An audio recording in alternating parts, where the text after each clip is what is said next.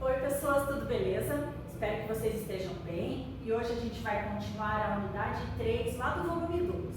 Então lá no livro didático do segundo bimestre, a unidade 3 ela trata Sol, Terra e a Lua, mas hoje especificamente a gente vai falar sobre as leis da gravitação. Então a gente falou lá na videoaula anterior sobre o Johannes Kepler. Foi um alemão, um professor de matemática e astronomia, que foi convidado para trabalhar lá com o Tycho Brahe, que era aquele cientista lá que defendia o modelo híbrido, né? Só que aí o que aconteceu? Quando o Tycho Brahe faleceu, o Johannes Kepler, ele pegou os dados lá das pesquisas do Tycho Brahe e tentou associar esses dados com uma figura geométrica para ter a relação lá das órbitas dos planetas. E na época eles estavam associando as órbitas circulares. Porém, ele verificou que esses dados não tinham relação com a circunferência. E daí ele começou a pesquisar uma figura geométrica em que esses dados coubessem, se relacionassem.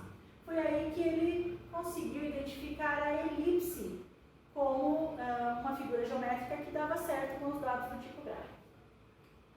E essa descoberta dele foi muito importante. Só para a gente relembrar o que é uma elipse, é uma figura geométrica, assim, que se a gente for falar de uma maneira bem simples, é uma circunferência achatada. Então é como se fosse um círculo achatado. E então ela é lá formada por semieixos menores, semieixos maiores, e ela tem dois focos, tá? Então quanto maior a excentricidade, mais achatada é a elipse. E o que tem a ver a elipse lá com relação às 3 leis do Kepler, que a gente vai ver na sequência. Então, lá na primeira lei, que é a lei das órbitas, o Kepler fala assim, que os planetas descrevem uma órbita elíptica. Então, está aí a figura geométrica, a elipse. E o Sol está em um dos focos dessa elipse. Então, para a gente representar na imagem, essa elipse aqui ela está bem achatada, mais do que realmente acontece, mais do que a órbita, mas é só para a gente identificar que o Sol está em um dos focos, e o planeta então orbita nessa forma elíptica. A segunda lei é a chamada lei das áreas. Então ela diz assim, que o segmento de reta que une o Sol ao determinado planeta, ele cobre áreas iguais em intervalos de tempo iguais. Desse modo, a velocidade dos planetas varia ao longo da sua órbita. Então, vamos ver o que isso quer dizer, Então, a gente já viu ali que a órbita é elíptica. O Sol está em um dos focos. Então, vamos colocar o Sol nesse foco aqui. Então, o que diz lá? Que o segmento de reta que une o Sol a determinado planeta, então, digamos que o planeta está aqui no ponto A. Então, esse segmento de reta, o que vai acontecer? Quando o planeta ele se movimenta, ele vai cobrir áreas iguais. Então, dessa região, quando o planeta se movimenta desse ponto A até o ponto B, vai cobrir uma determinada área. Quando o planeta se movimenta, digamos aqui desse ponto D ao ponto C, vai cobrir essa área aqui. Então, nessa segunda lei, o que ele diz? Que essas áreas aqui são iguais, tá? E que o intervalo de tempo que o planeta demora para cobrir essa área, ou seja, para fazer essa órbita aqui e essa ali, pedaço da órbita, aqui e ali, esse intervalo de tempo também é igual. Então, o intervalo de tempo para cobrir essa área é igual ao intervalo de tempo para cobrir aquela área. Mas vamos observar uma situação. Vocês concordam comigo que esse arco aqui é maior do que aquele lá?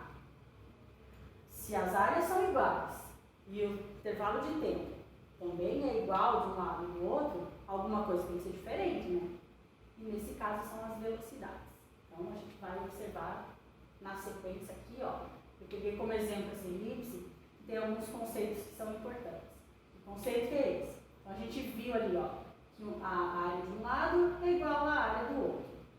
A variação do tempo lá, intervalo de tempo, de um lado é igual ao intervalo do tempo do outro.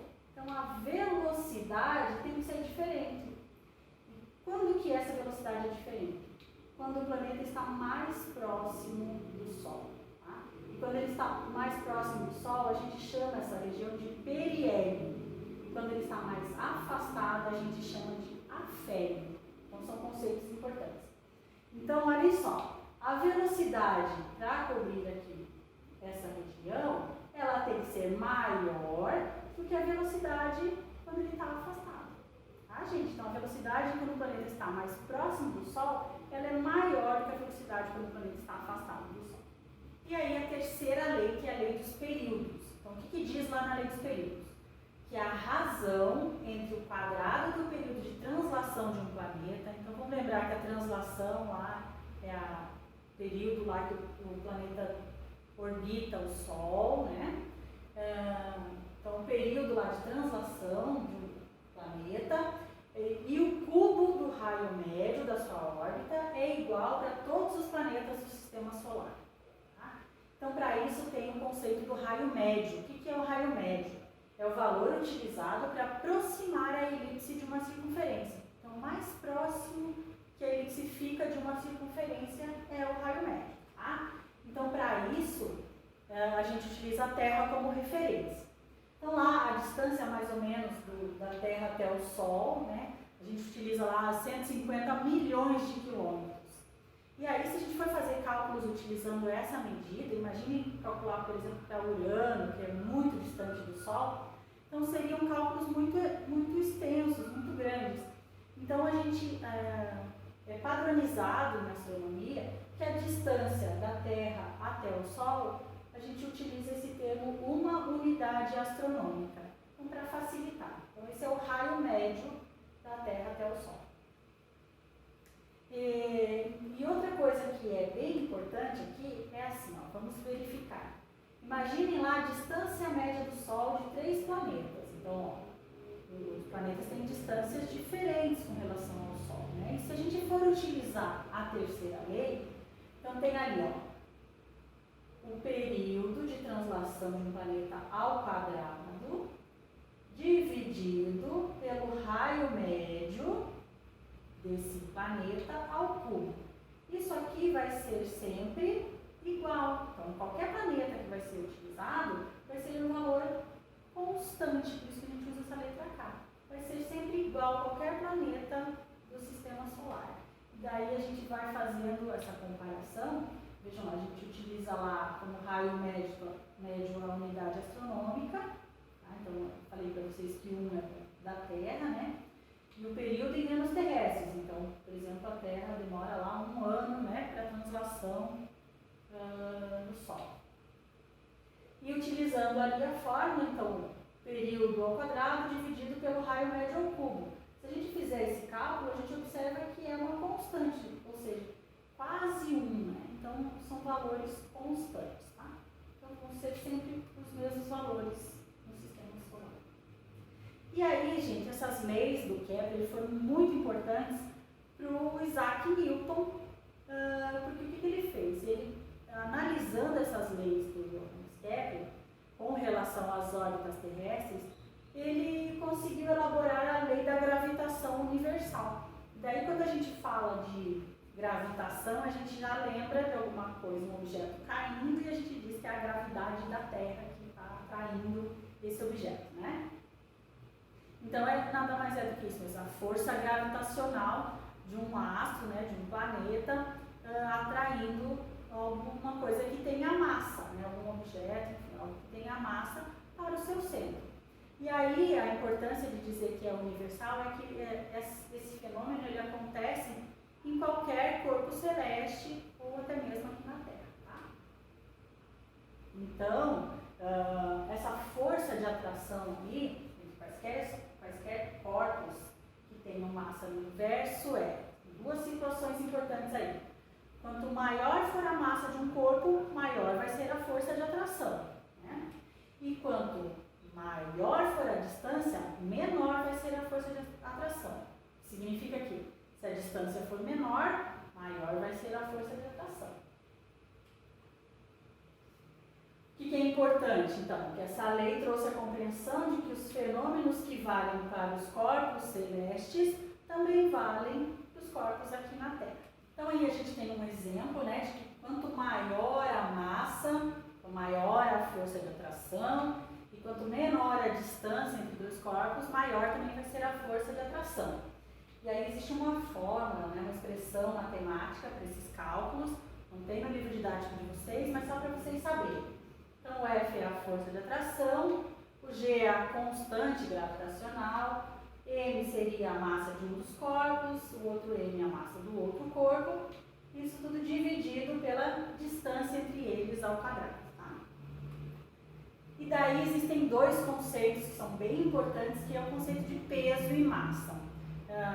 Normalmente as pessoas confundem um pouco esses conceitos, né? Tem muita gente que fala peso quando se deveria falar massa, mas vamos ver então qual que é a diferença entre eles. Então o que é o peso? O peso é uma força, é uma força que atrai um corpo com massa para o centro de um mastro. Então se o peso é uma força, ele é variável, depende do local onde está esse corpo, né? E a unidade no sistema internacional, a unidade de peso, é o Newton. Tá? Então, a unidade de força é Newton. E como o peso é uma força, então a unidade do peso também é Newton. Tá? É representado por essa letra N maiúscula. E o aparelho que mede essa força peso é o dinamômetro. Então, lá na live, numa das lives, eu mostrei para vocês um dinamômetro. Né? E o que é a massa? Então, a massa é uma medida numérica da inércia de um corpo. Então, como a massa é uma medida numérica, ela não varia, independente do local que se esteja, né? A unidade de medida da massa no sistema internacional é o quilograma, e o instrumento utilizado para aferir a massa é a balança. E aí a gente tem lá uma questão que é bem importante, que a gente viu lá o ano passado com as leis de Newton, né? Na segunda lei de Newton aparece essa expressão aqui, que a força é igual a massa vezes a aceleração. E aí se a gente for utilizar, associando agora, a gente vê que força que é essa nesse caso. O peso é igual a massa, e qual é a aceleração? A aceleração da gravidade. Então a gente utiliza essa expressão aqui, peso é igual a massa vezes a aceleração da gravidade. Lembrando então, o peso é em Newton, a massa em quilograma, e a aceleração da gravidade no nosso planeta é 9,8 metros por segundo ao quadrado. Mas normalmente nos cálculos é utilizado o valor 10 metros por segundo ao quadrado para facilitar os cálculos que não são utilizados na calculadora. Daí a gente tem aqui uma comparação, né, o dinamômetro e uma balança. Então, o dinamômetro, gente, como que ele é utilizado? É quando acontece uma deformação numa mola. Né? Então, eu mostrei para vocês um dinamômetro onde acontecia lá uma deformação na mola, e aqui também tem uma mola aqui dentro e acontece essa deformação para poder medir a força-peso. Então, mede-se o peso do objeto com a deformação da mola, lembrando que é em Newton, né? E a balança é por comparação. Então, a balança lá, essas balanças de prato, né? Medem a massa por comparação. Então, normalmente as balanças utilizadas, que a gente fala que são balanças, né, utilizadas quando a pessoa vai lá medir a sua massa, são dinamômetros, não são balanças, tá? Mas aí o que acontece? Como acontece lá a deformação da mola, né? Então, nos cálculos eles são mudados, os cálculos são adaptados para serem transformados lá em quilogramas, tá? Então, lembrando que o dinamômetro tem a ver com a deformação da mola e a balança é por comparação. Daí as diferenças entre peso e massa com relação, por exemplo, ao nosso planeta e ao nosso satélite, né? Então, lembrando lá que o peso, o que vai acontecer? Ele vai variar, então o peso está aqui, ó, variando dependendo do corpo celeste, tá? E a massa não vai variar, tem aqui a balancinha ali como exemplo e aqui o dinamômetro, tá? Então o peso varia. Uma pessoa que tem a mesma massa, então aqui tem um astronautinha lá com a mesma massa, tanto na Terra quanto na Lua, porém o peso vai mudar na Terra ou na Lua. Lembrando que A aceleração da gravidade na Lua é 1,6 metros por segundo ao quadrado. Tá? E aí tem algumas situações que são importantes. Por exemplo, o raio lá entre o centro da Lua e a circunferência aqui, ele é bem menor do que o da Terra, o raio da Terra, né? Então, existem essas diferenças. A Lua também, por exemplo, a Terra é quase 6 vezes maior do que a Lua, né? Então, a gente tem essas comparações aí para serem feitas, tá?